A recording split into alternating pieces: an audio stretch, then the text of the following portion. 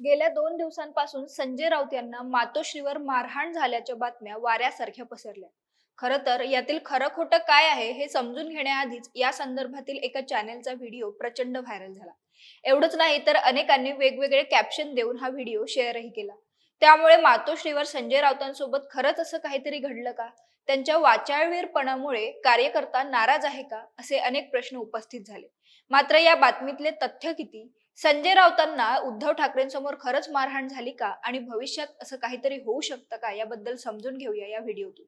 नमस्कार, मी अवंती भोयर आणि कॅमेऱ्यावर आहे सानिका चव्हाण. काही दिवसांपूर्वी ज्येष्ठ पत्रकार भाऊ तोरसेकर यांनी आपल्या युट्यूब चॅनेलवर उद्धव शिवसेना में सीताराम केसरी कांड हो गया असं शीर्षक देऊन एक व्हिडिओ पोस्ट केला. त्यानंतर याच व्हिडिओचा संदर्भ घेत एका वृत्तवाहिनीने व्हिडिओ बनवून माध्यमांवर शेअर केला आणि पुढे ही बातमी सर्वत्र वाऱ्यासारखी पसरली.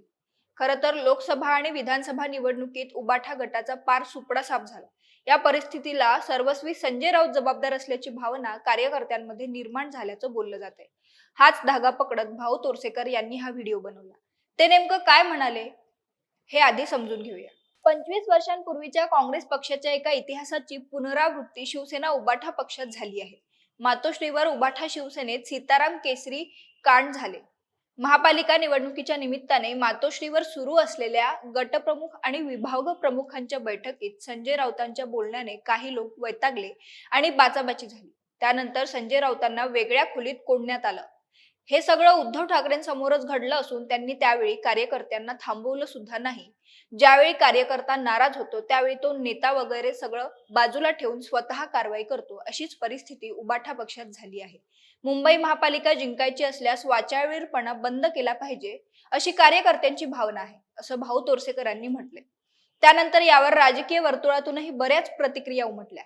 शिवसेना नेते निलेश राणे यांनी संजय राऊतांना मातोश्रीमध्ये उद्धव ठाकरेंसमोर उबाठा गटाच्या कार्यकर्त्यांनी चोपला, भावांनो फार उशीर केलात, असं ट्विट केलं. तर भाजप नेते नितेश राणेंनी देखील या संदर्भात एक सूचक ट्विट केलं.